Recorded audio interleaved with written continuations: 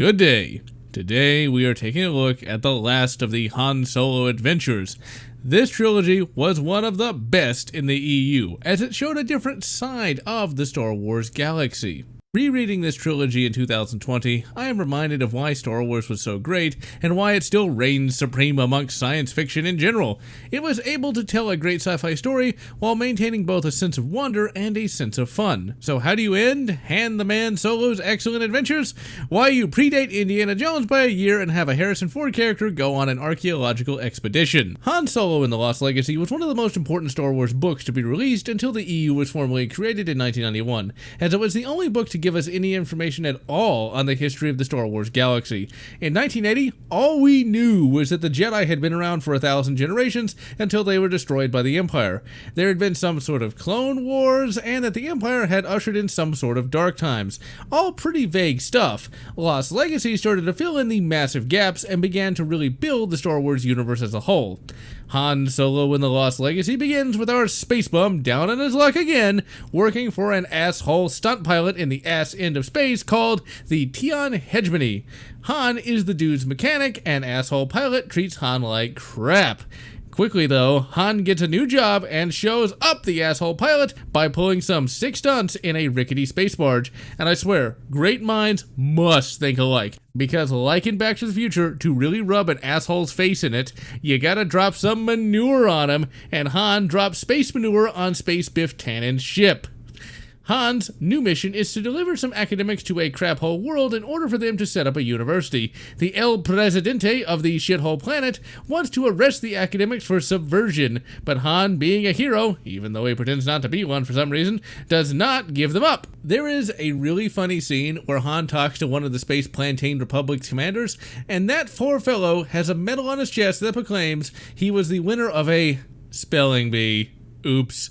That detail has stuck with me for almost 2 decades for how hilarious it is. After Han rescues the academics, he then broadcasts the arrest by the Eviltons, thus setting off a revolution. Han still got paid for that run, so he and Chewie head to the Tion Hegemony's university planet. While there, Han meets up with an old friend named Badur, along with Badur's companion, the rather unfortunately named Hasty. You can guess how she acts. Badur tells Han that he has found a way to find the famous treasure ship, the Queen of Ranroon, the treasure ship of the foul Zim the Despot. Han blows him off and gets a shower, and the book treats this like a big deal for whatever reason. I guess that was a 1980s thing? Han meets up with old Chewie, and Chuck Baker here has some grade A college girls ready to spend the day with him and Han. Not only that, but Chewie has acquired a giant pimpmobile to transport them. The pimpmobile is tricked out in Greel wood and has a rockin' sound system. As you would expect, Han and Chewie meet up with Badur, and you guessed it, it's time for some more fun. Badur and Hasty are hastily being tracked down by some Eviltons that want that sweet treasure too, so Han and company have to escape them. What follows is an epic chase worthy of the Hanmeister, including a scene where they jump the pimpmobile off a ramp onto an overpass.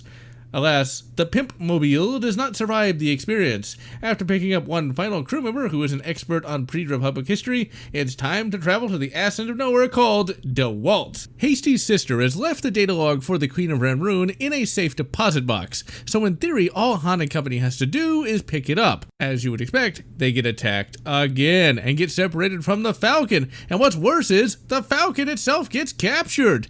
The villains for the novel are a brother and sister team that own a mining company that Hasty once worked for. They want the treasure and they will stop at nothing to get it. The novel at this point stops being a high-flying space adventure and turns into a straight fantasy adventure novel. Han and company now have to travel overland to get to the mining company's headquarters that is located on the far side of DeWalt. Getting there will be difficult because first they have to cross a big-ass lake. They can't just take a boat because talking Loch Ness monster aliens control it, and they have struck a deal with some local gang members to corner the trade on the lake. But thankfully for Han, the old leader of the Loch Ness Monsters strikes a deal. If Han helps him take down the evil new leader of the Loch Ness Monsters, he will help Han and company cross the lake for free.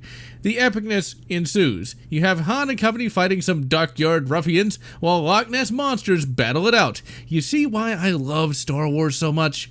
They make it to the other side of the lake, and there's a touching little scene where the pre-Republic historian, a sapient furry bug dude, plays a marching tune on his space instruments. It's a cool scene and really accentuates the adventure nature of the novel.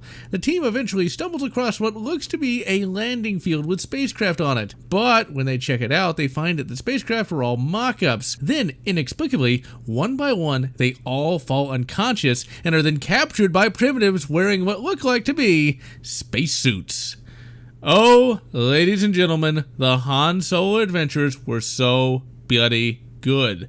Where there was no continuity, they made it. Look at what Brian Daley had to work with in 1979 through 1980. There was one movie and a couple of books and some comics. That was it. He somehow made a trilogy of novels that worked post Heir to the Empire, and a trilogy of novels that more than stood the test of time. So many 1980s books are dense and hard to read, or even worse, really stupidly cheesy. The Han Solo adventures nailed the entire tone of Star Wars before the tone had even been established. As of this novel, Han has undergone some character development and is way less of an asshole. Blue Max and Bollocks are still good fun to read about and are more human and get some more epic deeds and lines. We get to see more of a soft side to Chewbacca, and the new guys that come in are all endearing and you want to see them survive. So how do I rate it compared to the first two books? And how do I rate each of the three books in the trilogy? Firstly, this book is superior to Han Solo's Revenge. The new characters are better written and more interesting, the plot has more of a hook to it, and the action is way better. Story's End is the undisputed best book in the trilogy, with Lost Legacy being second and Revenge being third. But even with that in mind, each novel is worth reading and each is good in its own right. Slick is just that good. And so, I am GeneralLotz, wishing you good Rebel Dream and good Wedges Gamble, whatever makes you happy. If you enjoyed this video, please consider subscribing, and if you can, please consider supporting me on Patreon so that I can continue bringing you this great content. Han and company steal a space gong and ride it down a mountain. The end. Oh, fine. So Han and company get captured by some degenerated survivors of the Queen of Ranroon, and they are taken to be sacrificed to their dark god, Invader Zim, aka Zim the Despot, a conqueror that controlled most of the Tion cluster until the Hutts won the Third Battle of Vontor. The primitives hope that human sacrifice will boost the signal of their antenna and thus reach Invader Zim so they can be picked up. Han and company escape and then ride down a mountain on the primitive sacrificial gong, Indiana Jones style. One wonders if this scene in the book inspired a similar scene in Temple of Doom. After escaping the primitives, it's time for Endgame, and the epic rock-off to the end is certainly epic indeed. So, the primitives, while forgetting technology, still know how to turn on Zim's war robots, and wouldn't you know it, but they have moved all of Zim's war robots to right outside of the mining camp, exactly where Han and company need to go to get the Falcon. So, you have an epic battle between Han and company, the forces of the miners, and the robots. First, Han takes down the brother of the evil mine owners, and then shortly after that, the robots attack, and it's a hell of a battle. Also, Galandro, the mustachioed bastard from Han Solo's Revenge, shows up to finish his vendetta with Han, but he does not stupidly attack Han, and instead saves Han from a robot. Bollocks and Blue Max save the day by first trying to talk to the war robots, and tragically enough, the war robots appear to be at least partially self-aware. Unfortunately, they ignore the Robros and keep attacking. B and B eventually figure out how to get the war robots to march in lockstep on a bridge. They tune the marching robots to the frequency of the bridge, and thus the bridge collapses and all of the robots are destroyed. Mr. Daly, thanks for using some science on that one. Han and company then figure out where the vaults for the Queen of Ranroon are hidden. After finding them, Galandro tries to take down Han. Yes, this book does contain an Old West duel, and Han Solo loses, getting shot in the arm. Galandro is then lured into a trap by the pre-Republic historian and gets shredded by some automated blasters. So what does Han and Co. get for all of their trouble? Is it jewels? Is it gold? Is it cigars? Or is it as empty as Al Capone's vault?